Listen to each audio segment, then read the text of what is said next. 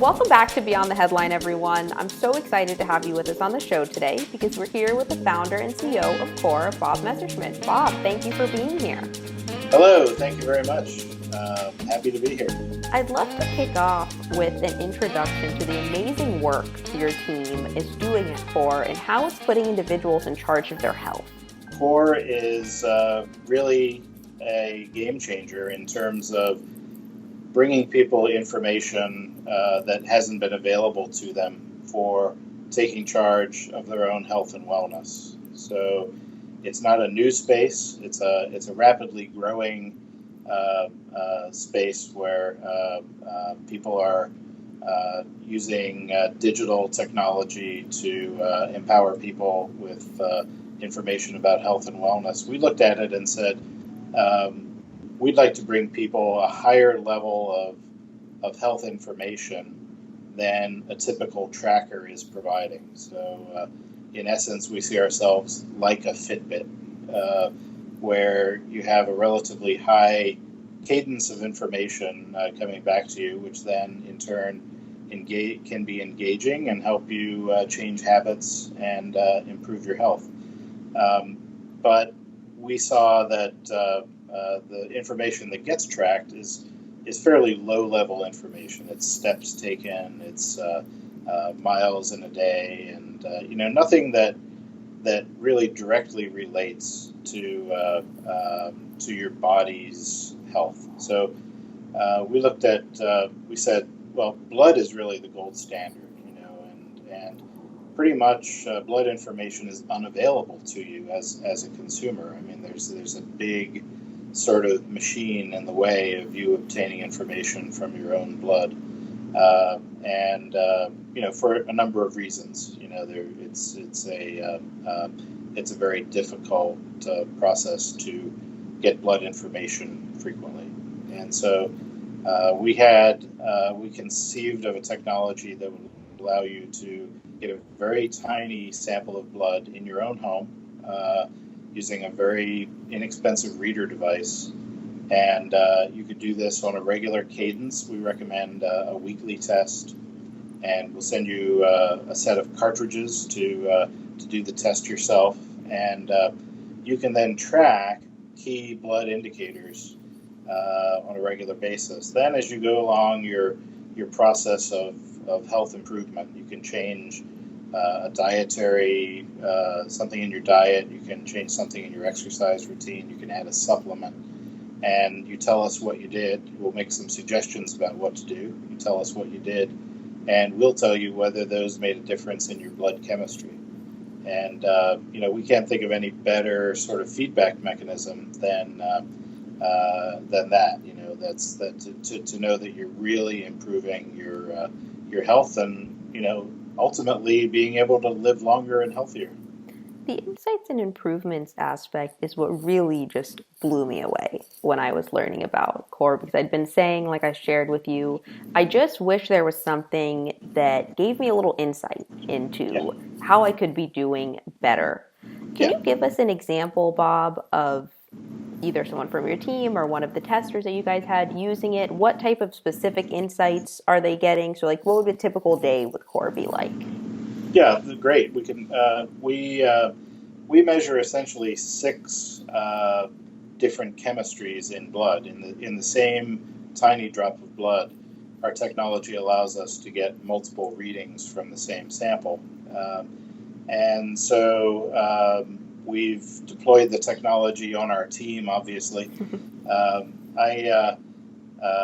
my blood chemistry happens to be pretty good, so the insight for me is a little less relevant. But a team member has an elevated level of LDL. LDL is one of the cholesterol numbers. Mostly, you hear about it being talked about in the popular press as bad cholesterol. HDL is the good cholesterol. So you can either have a problem where your LDL is too high or your HDL is too low.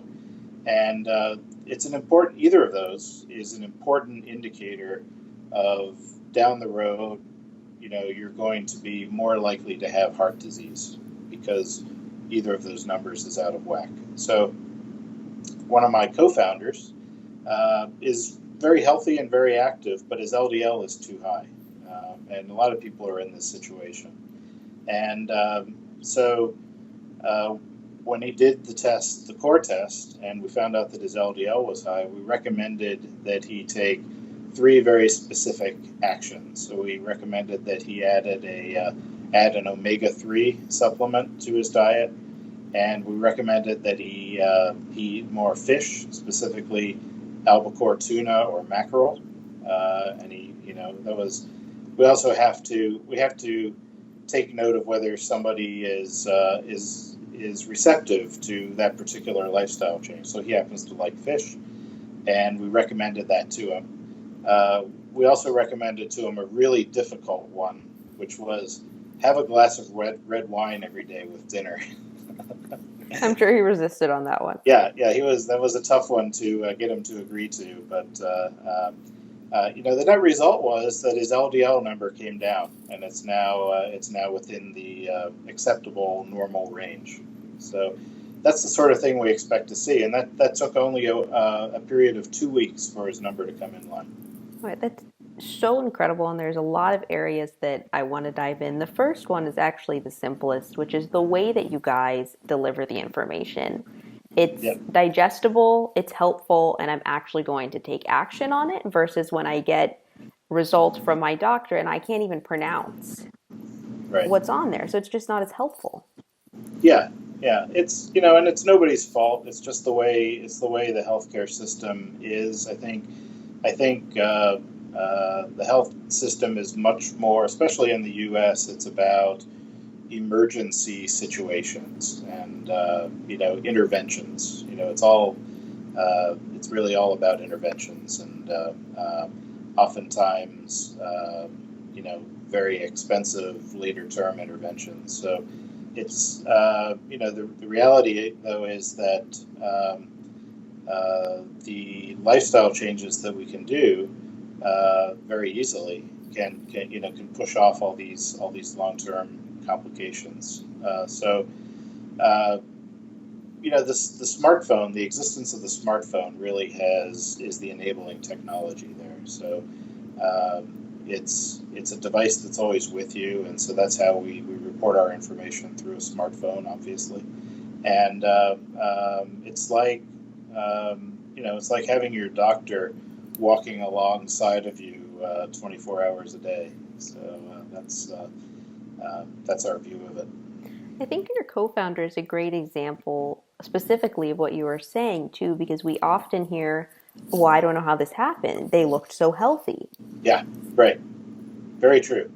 Yeah, it's definitely not the people you would expect. It's really everybody, almost everybody. So you look at the statistics, 47% of adults in the U.S. above the age of 25 already have at least one blood marker that indicates the onset of cardiovascular disease. Oh my God. 47%. And so, and it's not it's not just an American problem. It's really true around the world, especially in wealthy, industrialized nations. So to some degree, these are problems of wealth and affluence.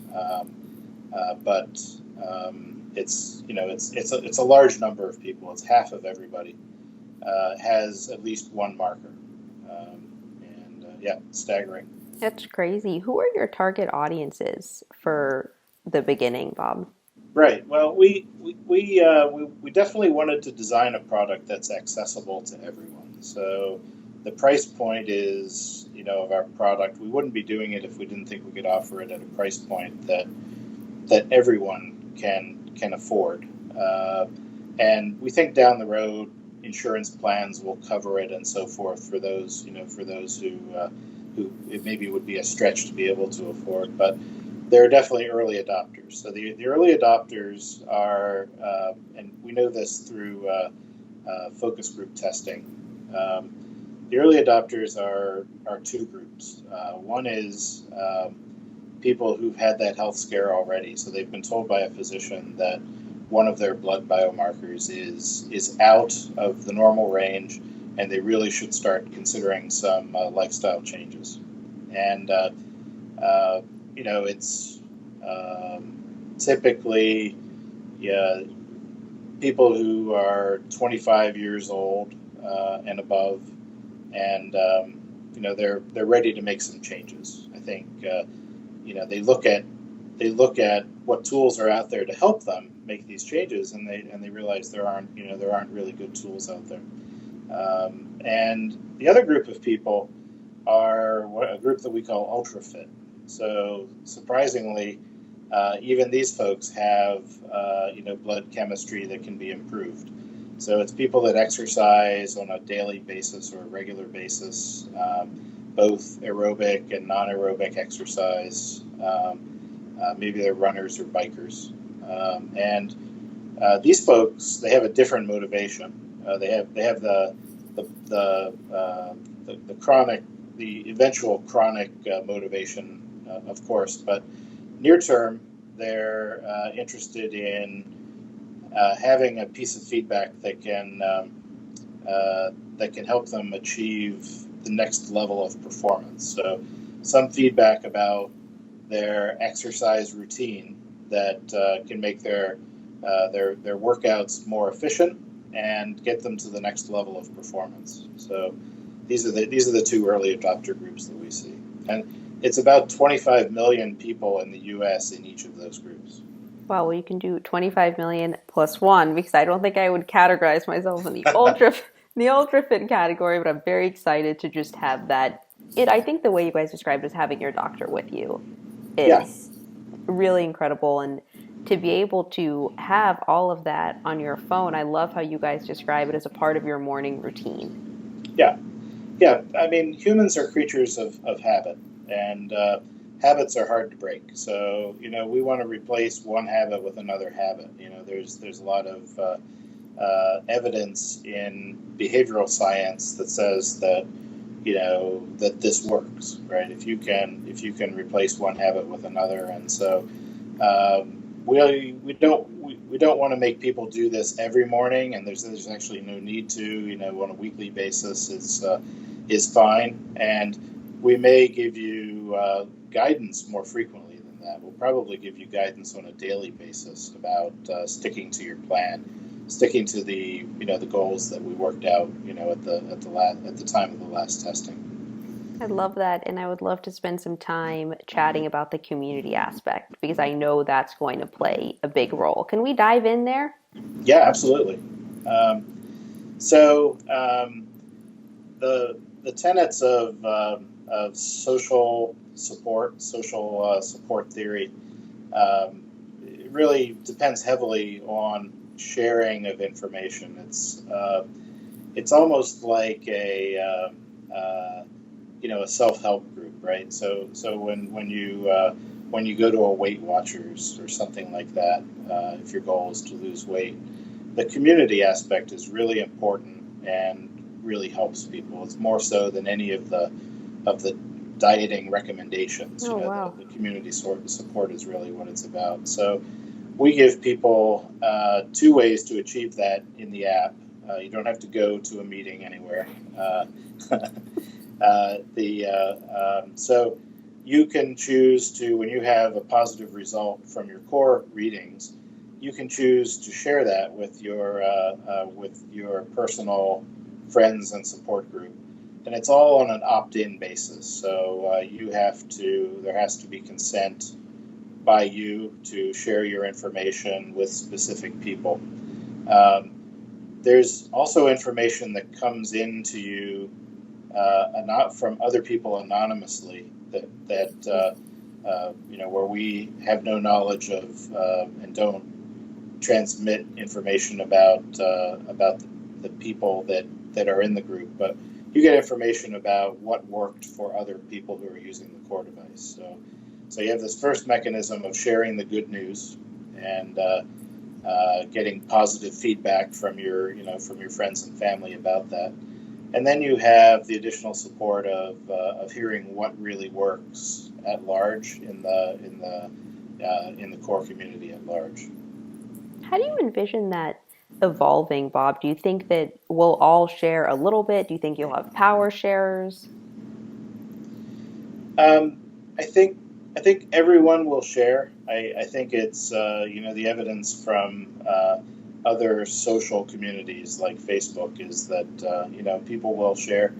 Uh, People tend to share the good news, and that's there's going to be a lot of good news to share if people stick with the program. I think one really interesting aspect of the sharing of the community information is that medical science is really not as far along as everyone kind of would like it to be, right? So we kind of know what you should be doing to improve your health, but a lot of it's based on, small studies and, so taking an omega-3 supplement, not to keep picking on omega-3, but it's a really great supplement that everybody should probably be taking, right?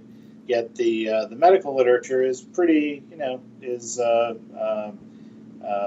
is pretty new, let's say. So we think that very quickly we, as the core community, will have better data than anything that's in the medical literature about what lifestyle changes actually do work, and we'll be able to break that down on a demographic basis. So what works in females might not work in males.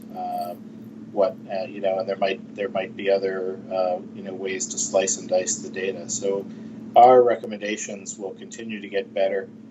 In addition, we'll be able to all be working as citizen scientists to provide this data back to the medical community, and that's a really exciting aspect of what we're doing. I love that term in there, even when we were talking about it just a couple of minutes ago. There is this inherent desire when you find something out that works Yeah. to be like, hey, you've got to try this. And Right. sometimes it's those tiny little additions that a doctor might not even think to share that are game changers for people. Absolutely. Yeah. Yeah, that's very true. When you think of the future, Bob, and the ideal core world, what are you envisioning? Well, I really like the vision is that when we're talking about chronic disease, we're really not talking about health care at all. We're really talking about health. And so, we look at how much we spend on health care in the United States. It's almost an unfathomable number. It's right now $3 trillion a year we're spending on healthcare, and at least $1 trillion of that is money that goes to the eventual really bad outcomes of things that could have been prevented. And so my vision is that we're not really thinking about those things as part of the healthcare system. We're really thinking about those as lifestyle things. It's kind of like choosing to teach your kids a second language. It's kind of like a value that we that we want to instill in our own lives and our own families' lives, rather than it's any sort of medical intervention that's just expensive and unpleasant. I love it. And when you think about it, and maybe it's just me because I'm very interested in the space, I don't know who wouldn't want to have this knowledge. Absolutely, yeah, yeah. We think it's pretty universal. There are times where you become even more hyper focused on this. So as people have families and they're raising kids, and I have a 7-year-old daughter, and everybody wants to be around for giving as much as possible to their family, and really what we're talking about here is living a happy and healthy life, longer life. So, yeah, everybody wants that. I'd love to spend some time too chatting about, so we know what the future looks like in the ideal world. What was your experience like coming to the idea for Core? Because I know when you left Apple, you were toying with a lot of different ideas. That's true. That's true. So the idea did not come to me instantly.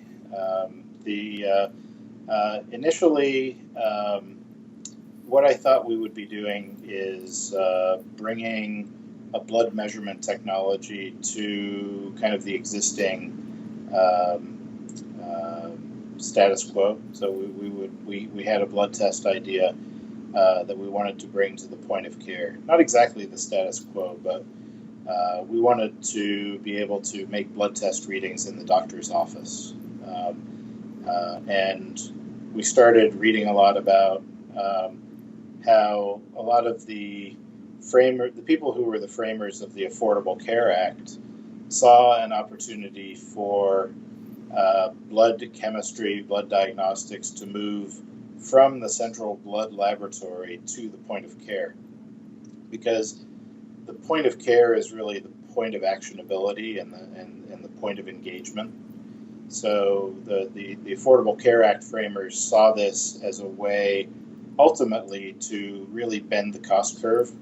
And even though it might initially be more expensive to do blood testing in the point of care, it would have greater impact because there's a moment of engagement between a clinician and a patient, and more people would take that advice. I mean, right now, the process is totally disconnected. You know, you need, your doctor needs blood results, but he or she has to send you off to a phlebotomist and get bloods run, and then there's a several days delay. The number is kind of staggering. It's something between, depending on which data you believe, it's either 30% or 50% of the blood tests that are ordered today never get run. People never go to the phlebotomist and get the blood drawn and get the test done. So there's a very big disconnect there that you could just imagine the dollar savings if you had a mechanism where you could get that done right on the spot in the doctor's office. So that was our initial thought of how to help a lot of people using blood chemistry testing. And then we had this idea that we can go further than that, right? We can really disconnect this entirely from any sort of complicated process. A lot of people don't go to the doctor, and most people don't go to the doctor more than once a year if you're relatively healthy. And so that's not frequent enough to be used as a lifestyle improvement mechanism. That's not a sufficient cadence of feedback. So really, that was the biggest aha insight, and it was born out of frustration. It was born out of frustration that even though the point of care market opportunity would have been huge for us, there were so many barriers in our way. It was definitely not going to be easy to get our product to market that way. Not that it's ever easy, but it was terribly complicated for someone coming from a Silicon Valley mindset. We're not good in Silicon Valley at dating, and we also we kind of think we can do anything, right? Which it's having these sort of structural hurdles in our way is very difficult. So Silicon Valley is leading the way here in personalized health, but we're kind of waiting for the killer app, I think, and we feel that Core is really the killer app in terms of giving people access to really high-level information. Really glad you mentioned that first idea too, and the waiting aspect of things, because I wanted to ask you, Bob, working in the health space, especially being a startup in Silicon Valley, it's just a very different game. Like, you're not going to be overnight sensation like Pokemon Go. Right. You've got you, you have a What's lot of that? I've never heard of that. you have a lot ahead of you. Do you have any tips? You've been in the space for a very long time for young founders who are entering to not only recognize that it's not going to be that switch and then also to navigate it. Yeah, it's frustrating, and the advice really is to stick with it. You know, have the courage of your convictions, and you know, probably prepare as much as possible for the process to take longer than you expect it to take. You know, I think there are many examples of companies that have spent too much money, spent at too high a burn rate to be able to survive during the waiting periods. And, so companies, startups are, just by nature have to be very cash conservative. And you have to have mentors. The, you have to have people who've gone through the cyclical nature of Silicon Valley in the past. Most young founders don't really think about that themselves, or they haven't experienced the slowdowns. And people talk about the current fundraising environment as being kind of slow, and that can be, that can cause people to not want to launch new companies. The reality is that it's really not slow right now. It's really just kind of back to normal from what it was a couple years ago, which was decidedly abnormal. The normal situation in venture capital backed startups is that and you can read lots of texts on this, that it's going to take a while to get your idea recognized and get somebody to back it. The idea that you might have to give your pitch 100 times to get your funding round closed, that's not an exaggeration. So you have to plan to be ready to be able to survive that waiting. I love that, and it's such great advice for young founders. I remember when I started 6 months in, I was like, I'm not famous yet. Yeah, right. How is this happening? How could that be possible? Before we go, Bob, two questions for you. One on the last 2 years. When you look back on your team's work developing the product, ideating the product, are there a couple of key stories or milestones that really stand out to you? Um, yeah, one I can think of is when we made this pivot from the point of care space to the direct to consumer space. I remember feeling how natural that pivot felt, and I couldn't have actually predicted that in my analysis. It's kind of interesting. It's only by having done it, it just sort of things fell into place, and so I had an instinct that it would be right, and you do have to develop instincts, and I think the mantra of failure is how you learn. I think that's a good one. It doesn't have to be huge failures, but there's a learning process through some missteps, and one of the things I really admire about the Silicon Valley culture is that sort of process is rewarded. I think another thing that sticks in my mind is the importance of design and user experience in consumer products. That's something I maybe would not have had such an appreciation for before the time I spent at Apple. And I think it's important, if you yourself don't have, as a founder, don't have that sort of love for design, you should probably add somebody to your team who has it, or go get it yourself. Go get it at one of the places that's known to be very design forward. That experience was incredibly valuable to me. It's really interesting that you mentioned the design actually, because it's something that I continue to reflect on when I think of core, because I can envision it, what it's going to look like in my bathroom, and that it's so small when it goes in my arm, it's not going to hurt. And Yep. I'm already, I feel like part of a target audience that would be interested in it. Yeah. And there's Yeah. psychology there.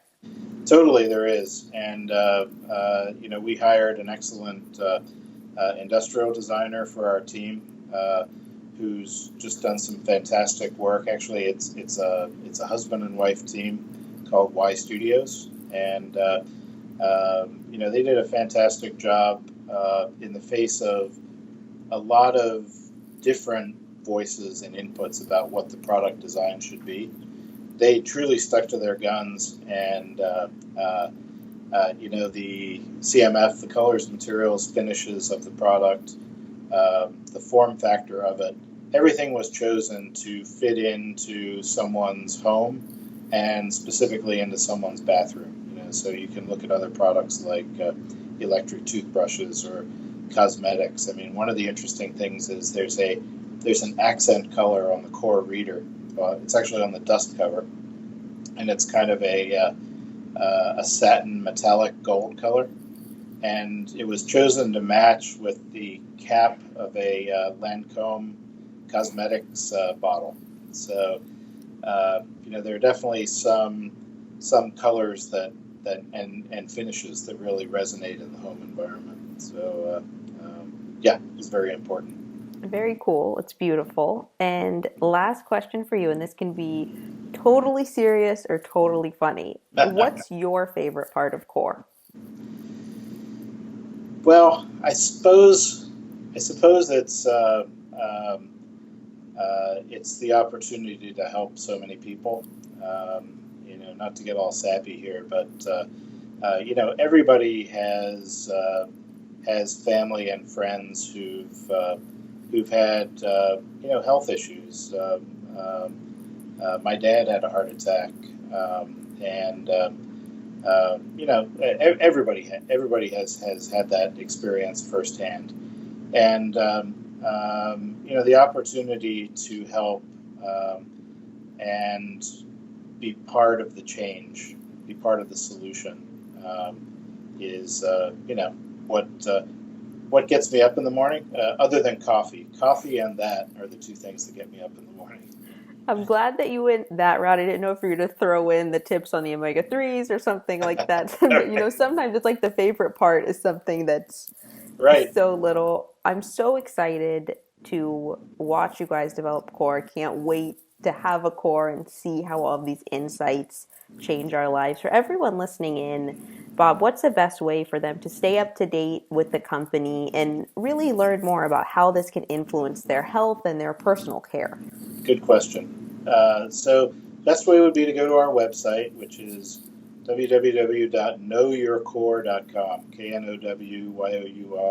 KNOWYOURCOR, all run together, .com. And there's an opportunity there to sign up for our mailing list.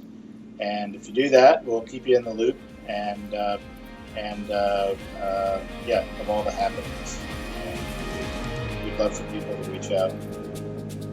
They can also email me at bob@knowyourcore.com. Fantastic. Thank you so much. It's been such a pleasure to be with you today. Thank you so much, Jenna. My pleasure.